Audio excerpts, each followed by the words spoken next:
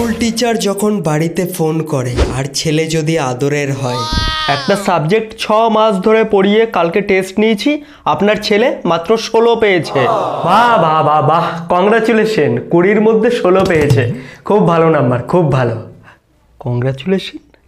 আরে মশাই, আপনার ছেলে 100-র মধ্যে 16 পেয়েছে, 100-র মধ্যে। না না না স্যার, এটা তাহলে আপনারই দোষ।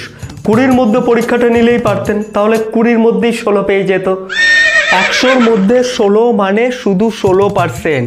আপনার ছেলে 100-র মধ্যে 16% নাম্বার পেয়েছে। আর 20-র মধ্যে হলেও 20 × 16% = 3.2। আর 20-র মধ্যে পরীক্ষা হলে আপনার ছেলে 3.2 পেত।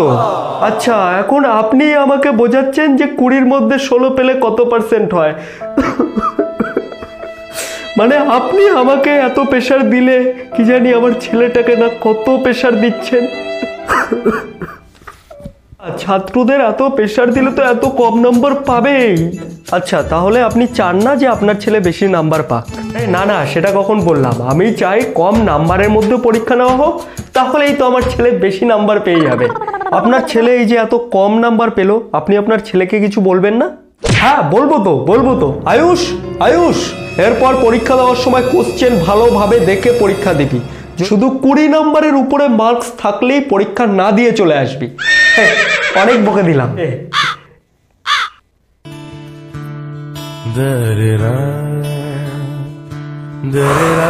হে ভগবান।